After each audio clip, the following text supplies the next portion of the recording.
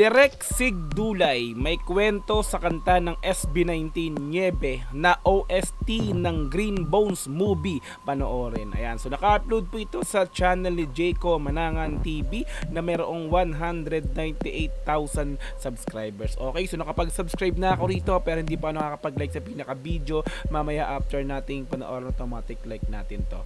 Okay, so meron na po itong 9.7 thousand views sa loob ng 15 oras pa lamang.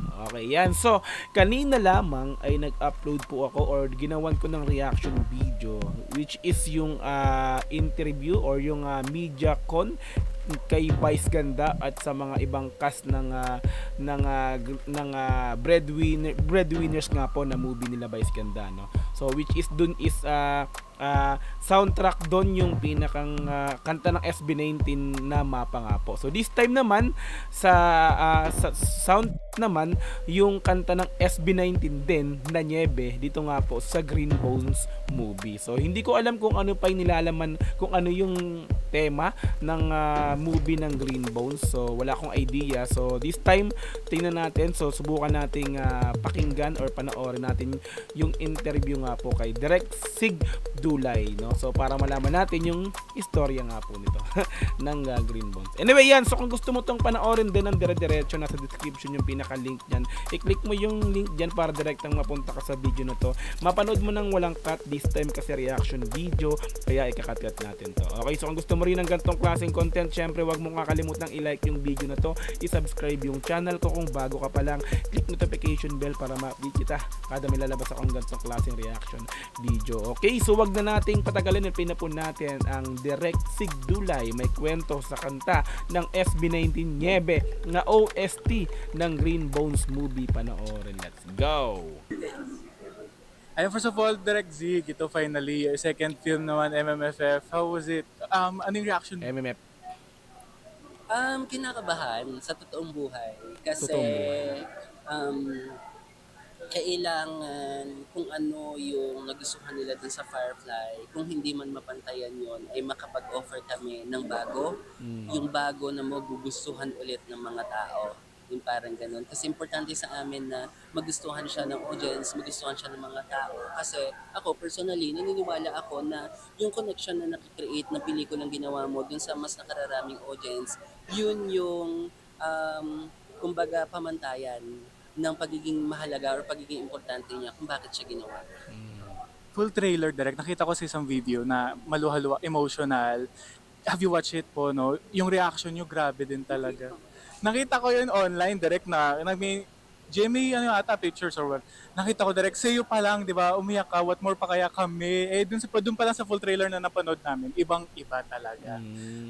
So lumabas na pala yung full trailer ng Green Bones. So wala akong idea actually sa totoo lang, no. So hindi ko alam pero tulad nito, no.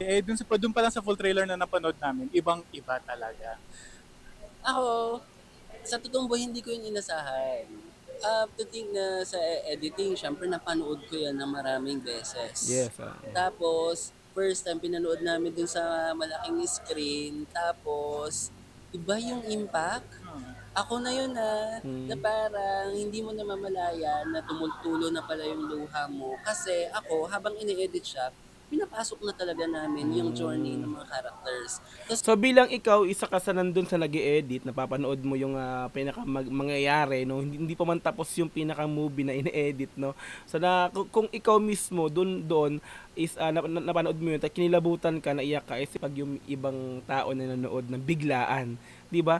So ini-edit yun, napanood mo na, tapos nung napanood mo yung trailer, lalo ka pang kinilabutan din. Kapag kami naman, bawa na biglaan naming napanood yun, ako iba yung emosyon, iba siguro yung magiging reaction din namin. So, di ba? Syempre, matik Niebe, ang Niebe na kanta ng SB19, ako po, isa yan sa napakagandang kanta ng SB19 na talaga namang parang doon pa lang sa intro niyan, talagang kikilabutan ka na talaga namang maiiyak ka din talaga. So, di ba? Yun tulad nito. Habang ini-edit siya, pinapasok na talaga namin yung journey ng mga characters. Tapos pagdating doon sa part na yon, yung bigla mo siyang naintindihan. Parang bigla kung na deserve niya yan. Yung parang ganon. So, ang sarap ng pakiramdam. So that time, dun sa video na yon, pinabayaan ko na lang na umiyak ako kasi parang it feels like deserve ko ring ilabas kung ano man yung nararamdaman ko. So, sana kung ano man yung naramdaman ko, yung naramdaman namin doon sa doon sa preview room na yon, mag-transcend ito sa audience, sa mas nakararaming tao. Kasi again, yun yung sinasabi ko, ang pinaka-importante sa lahat ay yung connection na nakikreate ng pelikula mo sa mas nakararaming tao. Yan sinasabi ko. Emotional man yan or kung ano man na connection na na-create niya, yun yung dahilan kung bakit mo siya ginagawa. So, importante sa akin na sana maramdaman nila kung ano man yung naramdaman ko dun sa eksena na yon. Hindi ko na sila i-spoil. Pero kapag nakaabot sila dun sa eksenang yon, malalaman nila yung, ano ba, yung malalaman nila kung bakit ako naiyak. Malalaman nila kung bakit importanteng panoorin yung pelikula. Nararamdaman din namin. Excited na talaga ako, direct talaga. As in, eto pa, nagbigay kulay din dun sa kanta ng SB19 na Niebe. Paano po yung process nito? At yun yung perfect song, kasi kinalabutan talaga ako when I watched the full trailer. Ang ganda Ultimo nga ako ngayon, kinikilabutan na. Wala pang movie yan, na-interview pa lang yan. process nito. At yun yung perfect song, kasi kinalabutan talaga ako when I watched the full trailer. Ang ganda ng kanta. Pareho tayo ng experience kasi ako hindi ako masyadong mahilig sa music. Pero syempre kilala ko ang SB19. Yes. Tapos somehow narinig ko na rin yung mga kanta nila. Pero ako kasi syempre kung ano yung hinihingi ng eksena, kung ano yung hinihingi ng ng material, doon ako. So nung nilapat nila, nung tinignan ko, na-amplify niya yung emosyon na hinihingi ng eksena at ng pelikula sa kabuuan. So I think yun yung pamantayan, yun yung nagsabi, parang deciding factor na siya yung nararapat para dyan. Kasi importante yun yung nakakadagdag yung music na ginamit mo, yung score na ginamit mo dun sa eksena para mas palabasin at isolidify pa kung ano man yung pakiramdam na gustong palabasin. Parang ang sarap sa pakiramdam kasi same tayo ng naramdaman. Goosebumps. Goosebumps talaga. Kasi kung wala yun. Ako nga goosebumps talaga. Hindi, wala, ito lang ito nararamdaman ko kasi, di ba? Siyempre, hindi ko pa napapakinggan, di ko pa napapanood yung trailer, pero interview pa lang to. Goosebumps. Kasi kung wala yun, baka normal lang yung eksena. Pero nung nilagay, nilapat, nadagdagan na pero yung amplify process ng talaga. direct ng paglapat ng pagkuha ng music, hindi naman mahirap. What do you mean? Yung pagkuha po ng Niebe, ng SB19, the process of rights Ano yan? busisi?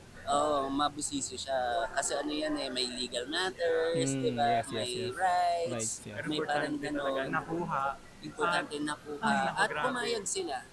Kasi pwedeng hindi sila pumayag So, thankful. Hindi naman pwede hindi pumayag yung SB19. Mabait yung mga yan. Pag kinausap mo yan talagang di ba? Si Pablo nga mismo nagsabi na gusto niya magamit ang mga songs nila, mga music ng SB19 sa mga movies katulad ng ganito na, di ba? So, kumbaga proud din si Pablo na ginagamit yung soundtrack, yung music nila sa movie. Pero di ba, nasa tamang proseso, nasa pag-uusap syempre, di ba? Hindi naman pwedeng basta lang kunin or gamitin, di ba? Lahat naman di ba? Lahat naman ng music pag ginamit sa soundtrack, di ba? Let's go. Nakuha. At pumayag sila. Kasi pwedeng hindi sila pumayag So, thankful din kami na pumayag yung SB19. Pwedeng hindi pumayag, pero syempre, napayag yan. Mababait yan Pagkakaganda nilang pelikula dun sa pelikula namin, naniniwala kami na nakadagdag ng malaki yun dun sa Green Bones. Kasi doon pala sa teaser, direct alam ko na sila. Kasi fan ako ng SB19.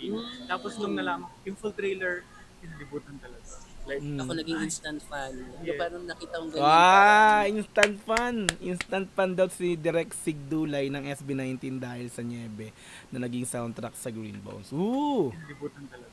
Like, Ako naging instant fan. Yeah. Parang nakita kong ganyan, parang yung di ba? Yung parang, ganun pala yung oo. So parang na-tease ka. Tapos alam mo na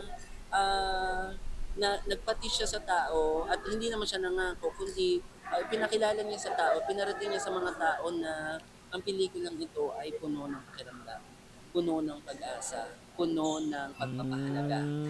At feeling ko, So kung ang breadwinner na soundtrack ang SB19, which is yung movie nila Vice Ganda, is tungkol sa pamilya, sa isang sa pamilya nga. So this time naman ang Green Bones, so masasabi natin parang isang ano rin to, makabagbag damdaming pelikula rin, pero totally wala pa akong idea kung anong tema nito, anong kwento nito.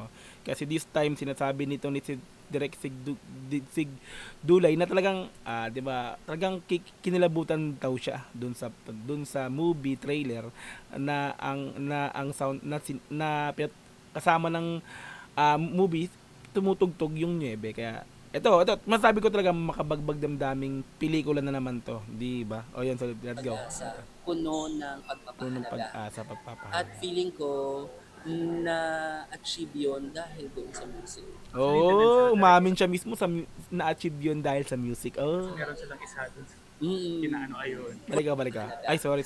At Ayan. feeling ko na-achieve yun dahil doon sa music. Oh, Actually, dahil din sa- sila direct kasi meron silang isa dun sa Mm. kinaano ayun. For sure, ganun din yung pakiramdam na kung ano man yung pakiramdam na gustong iparating ng pelikula, malaking tulong yung music. Ito direct, one last question na lang. Kasi naging challenging ng Firefly yung pag-copy ng sinehan.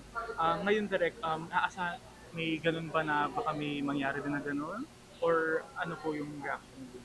Well, umaasa kami na dahil naging successful yung Firefly, Firefly. mas magtiwala sila dun sa Green Bones at sa tulong ng Columbia Pictures, Columbia Pictures. dun sa distribution, sana hindi mangyari ulit sa amin yung nangyari dun sa Firefly na at first konti lang yung sinihan. Pero maganda rin namang sundan, for example, yung nangyari dun sa sa Firefly na mula dun sa konting bilang ng sinihan, dumami ng dumami. So yung Firefly na pelikula correct me if I'm wrong, pelikula din 'yan, no? Siguro na nag-direct si Sig Dulay, kaya kayo na pa kasi nababanggit, so wala akong idea dun sa Firefly din. So pasensya na. So I think movie rin siguro 'yon na pinagdirektan din ni Sig Dulay, no?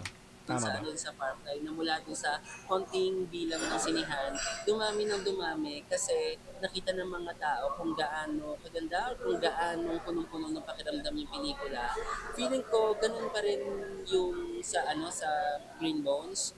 Madami man o kokonte yung mga sinihan, sana yun yung inaasahan ko, maramdaman ng mga tao kung ano man yung pakiramdam na gusto namin sabihin, makaabot sa kanila yung mensahe na gusto namin ipaabot. At naniniwala ako na kung umabot man yun dun sa mga unang mga taong nakapanood, word of mouth, papakalat nila yun. We're one of them direct. And Thank you so much. excited na talagang panood and hopefully talaga maging successful ko because bilib na bilib ako sa material and bilib na bilib ako sa inyo direct whenever I get a chance to talk with you, di ba? Thank My you. favorite and idol ko talaga when it comes to pagdadirect. Invite everyone! Ayun po, inimbitahan ko po kayo. Ako po si Zig Dulay. Inimbitahan ko po kayo na manood ng Green Bones sa MMFF 50th year na po nila. Panoorin po natin ang lahat ng pelikulang kasama sa MMFF. Unahin niyo po yung Green Bones. Kailangan niyo ping I have a question for Royce.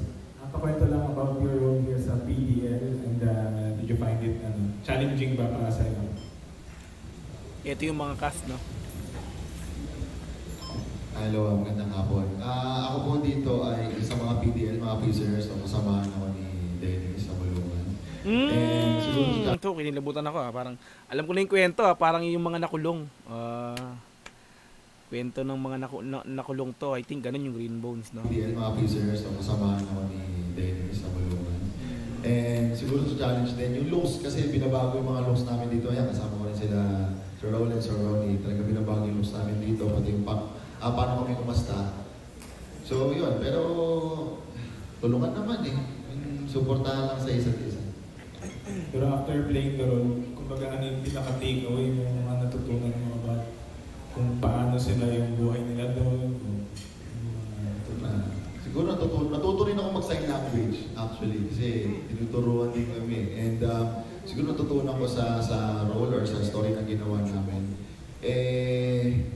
Ano ba? Usapang hustisya kasi ito mga nangulungan. Siguro, ang hirap. Huwag ka na lang muna siguro, don't judge the book by its cover. Wow, English. Diba? Tama naman. Si Dennis Kasi, Trillo pala yung pangunahing karakter. Hindi natin alam, bakit natin nakikita yung tunay na story ng isang tao. So hanggang maaari, huwag natin siyang husgahan. Alamin natin yung pinakatotoo. Hukayin natin yung pinakailalim ng story na pinanggagalingan ng tao bago natin siya husgahan. At saka mo masabi ko, mabuti o masama siyang tao. So sa tingin mo, deserve nila ng second chance or second look mga PDLs? Ako para sa akin, yes.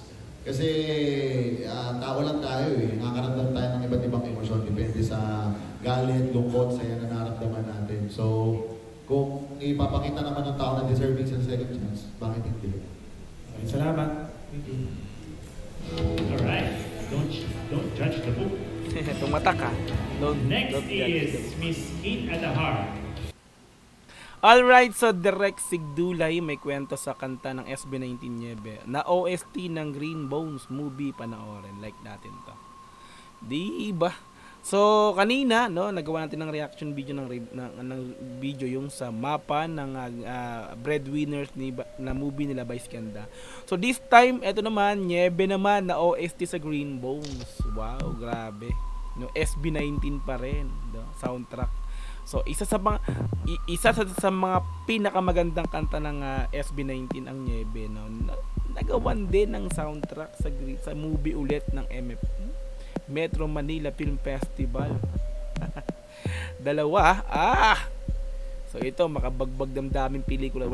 Sinabi ko nga, wala akong idea sa trailer ng Green Bones. Hindi ko sinerch yan kung ano yan. So bigla ko lang pinlay ito kasi nakita ko, syempre, ginawa ko ng reaction, pinlay natin, ayun.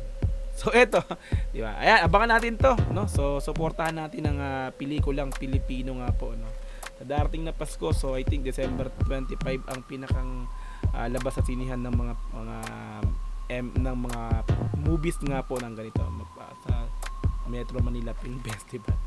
Diba? Alright yan. So kung gusto mo tong panoorin din, ang dire-diretso nasa description yung pinaka-link niya, i-click mo yan para direktang makapunta ka sa video na to.